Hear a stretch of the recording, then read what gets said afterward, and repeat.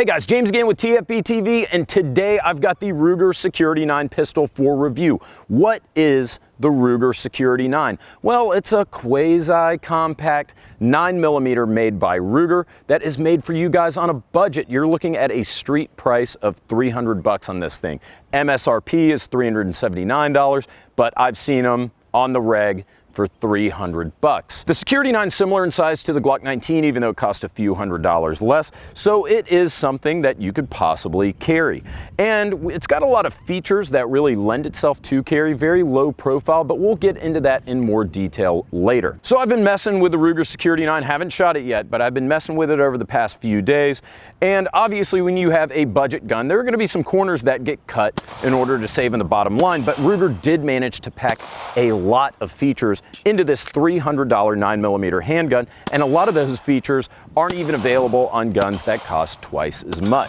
For example, the Ruger Security 9 has rear and forward slide serrations. Without naming any names or calling anybody out, there are guns that cost 1.5, 2.5 times as much that don't even have forward slide serrations. It also has windage adjustable low profile sights. You can see here, the sights are very low profile, low snag, so if you do decide to carry this concealed, it's very unlikely that you're gonna get these snagged on a piece of clothing or your pocket or your holster or whatever. It also has a 4-slot Picatinny rail. It's got very aggressive, almost skateboard tape texture for the grip. But a word about the trigger, because I've been really impressed so far just dry firing it.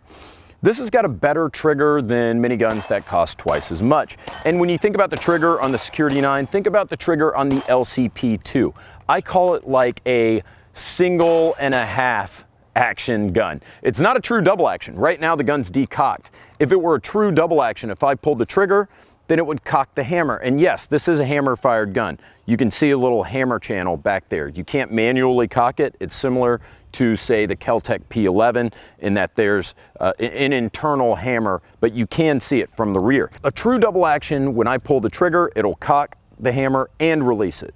With this one, what happens is when the action cycles, it partially cocks the hammer, and by partial I mean it's like 90% of the way there, and then your remaining trigger pull brings the hammer back ever so slightly and then slams it forward into the titanium firing pin. Pretty impressive that they put a titanium firing pin in a budget gun. And then you have a pretty good tactile and audible reset right there. Not the shortest I've ever felt, but it's not long either. Certainly shorter than the more expensive Car series of pistols. So all in all, you're looking at about a 5.5 pound to 6 pound trigger that performs splendidly. Now this gun was designed with carry in mind, and you can tell by looking at the left-hand side of the gun. Yes, this is not an ambi gun at all. This is a righty configured gun. But when you look at the left-hand side, you can see that all the buttons and levers are very diminutive, but I've found that for the most part, they're functional. What I mean by that is the magazine release is very tiny, but it's easy to find and it works perfectly. The slide release also, it's a little tough on this gun. So it doesn't work as well as, say, other guns like the Ruger, the old Ruger P series, which had a more robust slide lock lever, but it's low profile, it's functional, it works. Finally, you've got a thumb safety, which I commend Ruger for making this thumb safety as small as it is, and it's even got like a little platform for your thumb. But I've found that it's hit or miss. Operation's not too smooth. In fact, if you put too much inward pressure towards the frame of the gun, then the safety won't move. You have to be very cognizant that you don't put any inward pressure on the lever, otherwise you're jammed up. Honestly, if I were carrying this gun, I'd probably carry it in fire. And speaking of smooth movement, the slide on this gun is pretty incredible. You really won't believe, if you get your hands on this, how smooth the action is in this gun for a $300 piece, right? Now again, more cost-cutting features, you're looking at a blued chrome moly slide. So this isn't something like a melanited stainless slide or something that you would get on the Ruger American, which is about $100 more expensive and is the next step up. Speaking of the Ruger American, the magazines are not compatible between the two. The Ruger American magazine will not work in the Security 9 and vice versa. The frame feels fantastic. The ergos are great. It does feel a little bit like the American, but I think I might actually like the grip angle better on the Security 9. Ruger's really good with these fiberglass reinforced frames. This thing's gonna be tough and it feels good. The ergos are fantastic, and really kudos to the guy who designed the frame, because if you look, The magazine, when you put the magazine in, how it mates up with the pattern, the skateboard tape texture on the grip, and even the forward slide serration. So the very rear forward slide serration goes directly into the frame. Of course, that does nothing for you in terms of performance, but really you could tell that somebody really thought about the design of this pistol, and design guy, whoever you are, high five, man. Pretty good job. So just at first glance, there's some positives, there's some negatives, but again, you're talking about a gun that's gonna cost you 300 bucks. The important thing is, how does it shoot and is it reliable? And we're about to find that out because I'm gonna take it down on the range. All right, guys, let's get a little weird. You see right here behind me, there's like a little A2 target, silhouette target. Let's see if we can hit it. We're 50 yards out.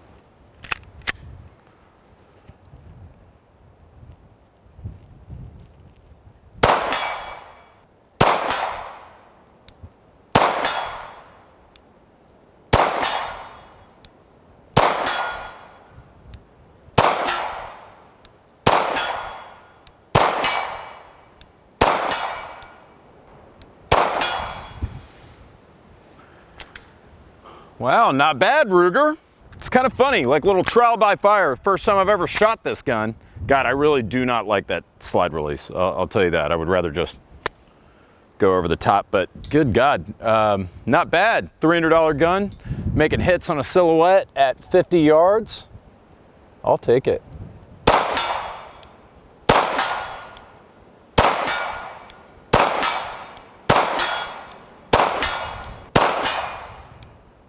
So who cares about a gun you might carry concealed if it doesn't feed hollow points? I've got some Ventura munitions, 124 grain hollow point from the Ventura tactical line.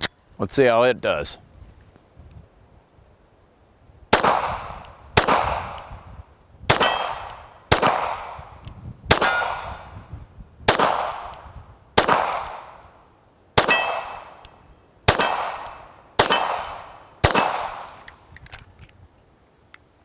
Perfect.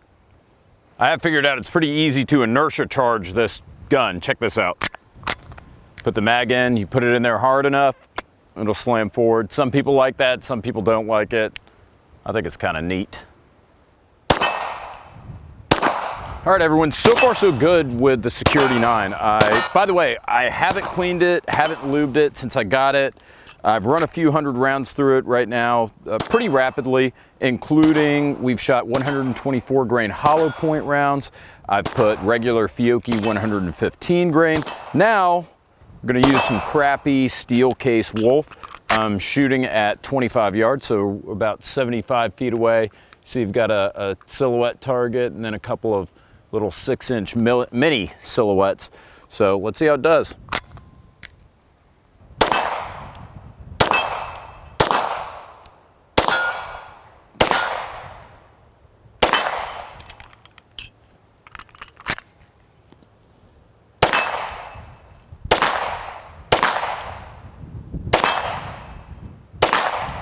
Not bad. I mean, this gun's really taking whatever I'm putting through it. It's pretty impressive. All right, everyone, final thoughts on the Ruger Security 9. If I had to sum it up in one sentence, I would probably say this is as good as it gets for a compact slash full-size gun for 300 bucks, especially one made in the United States. Now that said, it costs 300 bucks, but there are some setbacks. Before we discuss those though, you're looking at a gun that is about the same size as the Smith & Wesson M&P Compact 2.0 or the Glock 19. In fact, I think this one's a little bit smaller and a little bit lighter, but just barely, than the Glock 19. Very smart of Ruger to introduce the Security 9 in that size because, as everyone knows, it's good enough to take to the range, it's good enough to keep in your car, and it's good enough to carry if you have to. Speaking of carry, it's got some pretty great features. Everything's milted. You don't have a lot of sharp corners on this gun. The sight picture is almost identical to the Glock 19, but they're very low profile sights. I really can't get over how smooth this slide to frame action is. And the trigger is about as good as anything in the $400, $500 kind of working pistol range. I've also got to say the grip texture is fantastic, just grippy enough without being too aggressive. It's not going to scrape up your skin. And hey everyone, front slide serrations. A lot of guns that cost a lot more money don't have them. I've said in this review, I'm not a really big fan of the controls on this gun, but they're not that bad either. If anything, they're really low profile, which makes this more suitable for carry rather than less. As far as the downsides go, other than the controls, which I just mentioned, you're looking at a regular blued carbon steel slide. This thing's not stainless, and that means no plus P plus. Now that doesn't bother a lot of people. Me personally, I like carrying Federal 9BP LE, which is a plus P plus cartridge, but some of you, most of you probably carry regular 9mm loads or regular plus P rounds. You're good to go with plus P in this gun, but Ruger straight up says don't run plus P plus through it. So would I own or would I personally carry the Ruger Security 9? Maybe. I could see it as a good beater, truck gun. Now, would I rather spend another $100 and get the M&P? Yes. Would I rather spend another $200 and get the Glock? Well, you guys already know the answer to that question. But I was really impressed with the Security 9, and where you're talking about an extra $100 or an extra $200 over a $300 pistol, that's a pretty substantial jump up. You're talking about a 33% jump up to go to the Smith & Wesson, and almost double to hop up to the Glock or anything beyond that. If you're looking for something that fits that Glock 19 M&P 2.0 compact kind of mold, but you can't afford $400 or $500 and $300 truly is your ceiling. As far as a compact slash full size 15 round 9mm, I don't know of anything in the market where you can do better for $300 right now. I forgot to mention, I didn't lube this gun out of the box. I took it right out of the box. It ran flawlessly. I ran Wolf steel case through it. I ran regular brass case, Fiocchi, Ventura munitions, even Ventura munitions hollow point throughout the day, running back to back to back, stacked magazines, no failures of any kind. So good job, Ruger, with the Security 9. Thanks for sending me one to review. Thank you guys as usual for watching. If you like the programming, go down there, click that subscribe button. It'd be a huge favor to me.